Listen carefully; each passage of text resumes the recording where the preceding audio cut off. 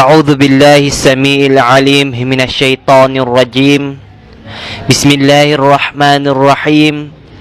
سبحانك لا علم لنا إلا ما علمتنا إنك أنت العليم الحكيم. السلام عليكم ورحمة الله وبركاته. Sa aking mga mahal na kapatid sa pananampalatayang Islam, so alhamdulillah mga kapatid sa pananampalatayang Islam, pinahihintulutan ba sa Islam na ang lalaking Muslim ay mag-asawa ng hindi Muslim? At pinahintulutan din ba sa Islam na ang babaeng Muslim ay mag-asawa ng lalaking hindi Muslim? So inshallah ito po ay ating tatalakayin. Alhamdulillah mga kapatid sa pananampalatayang Islam, wala po akong kakayahan, wala po akong karapatan upang magbigay ng hatol patungkol sa usaping ito.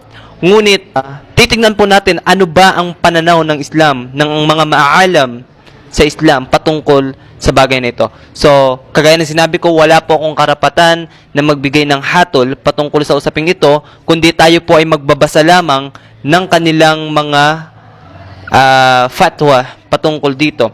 Okay?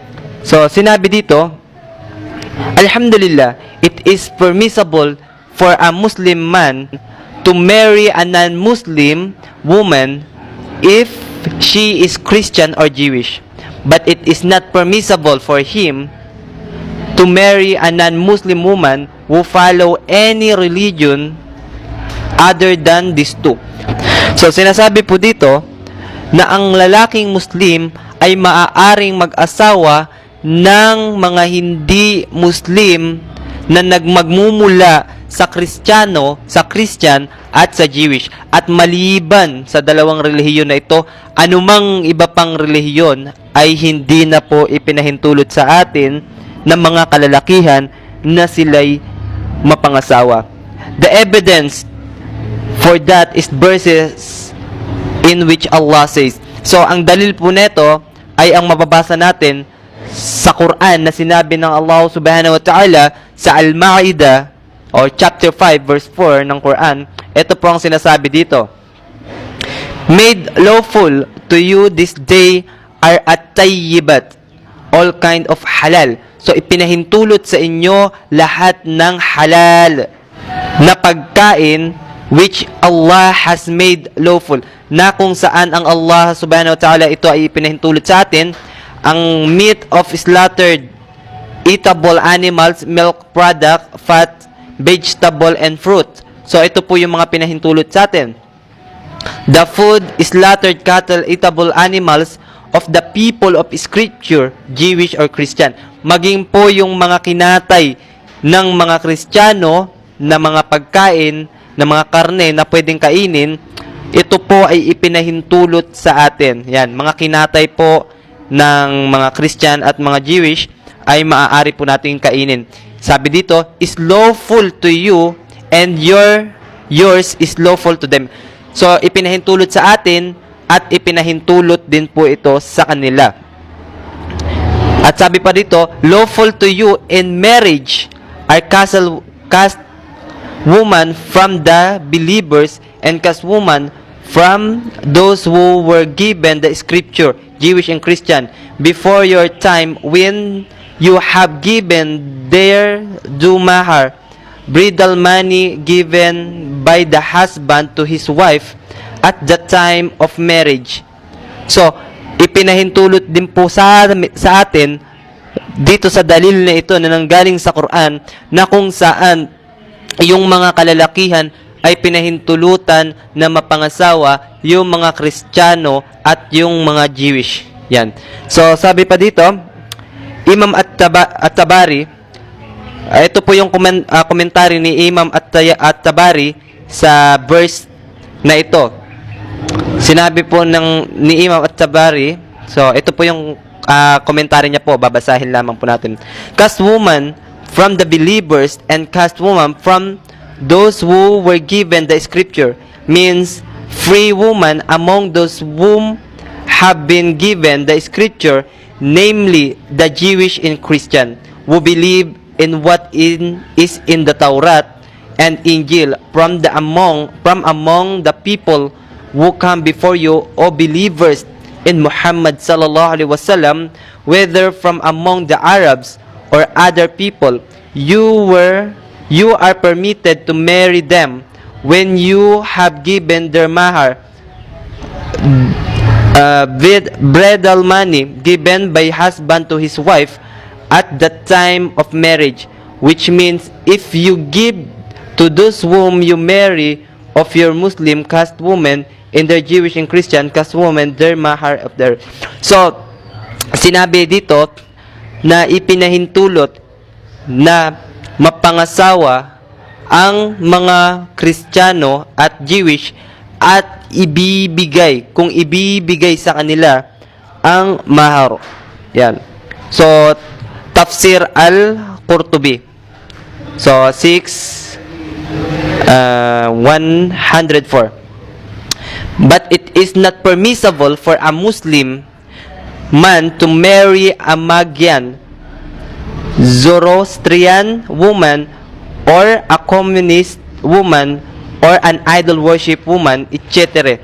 So, kagaya ng sinabi natin kanina, doon sa dalawang relihiyon na yon, Jewish and Christian, ay ipinahintulot ang pag-aasawa sa kanila maliban pa sa ibang relihiyon, kagaya dito, na ipinagbawal yun sa mga communist, yung Magian, idol worship, at iba pa. So, maliban doon sa dalawang yon ay wala na. So, ang dalil neto, the evidence for that is the verse in which Allah said. So, ito po ang dalil nito.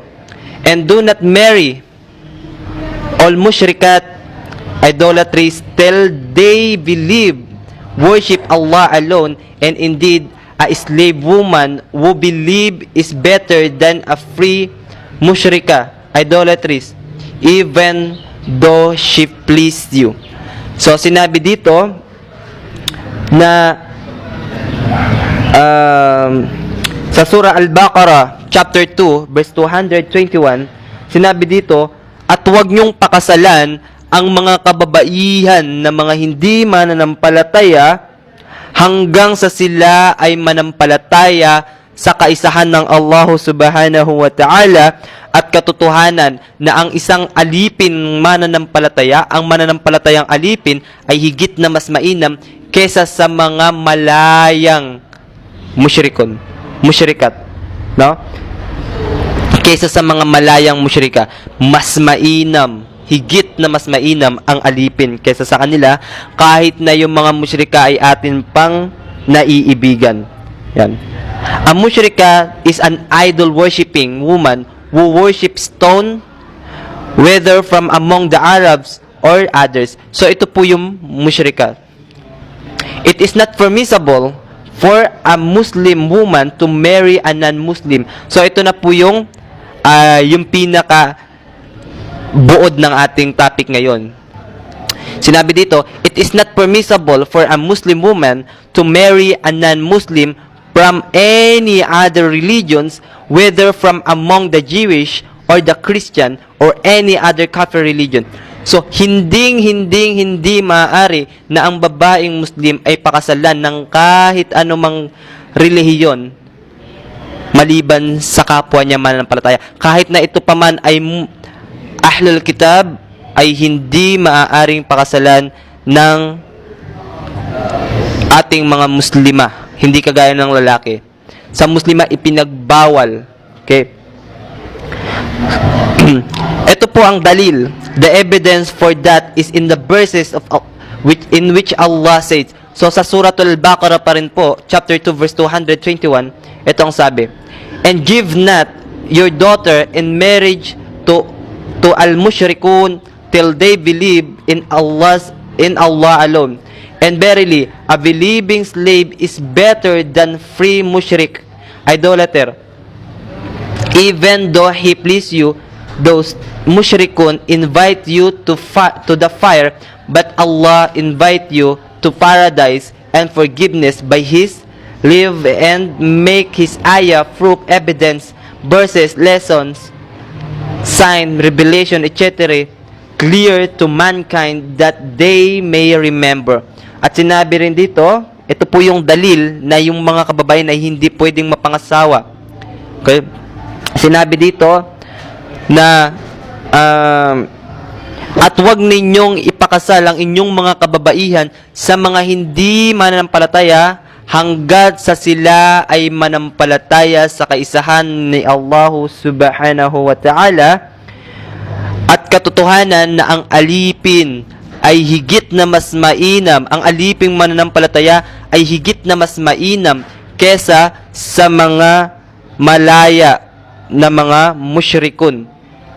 Sapagkat sabi pa ng Allah subhanahu wa ta'ala, ang mga hindi mananampalataya ay iniimbitahan kayo patungo sa impyerno, sa apoy, ngunit ang Allah subhanahu wa ta'ala ay iniimbitahan tayo patungo sa paraiso at kapatawaran, at ang kanyang mga tanda, mga aya, mga sign, mga lessons ay ginawa niyang malinaw upang madali nating matandaan.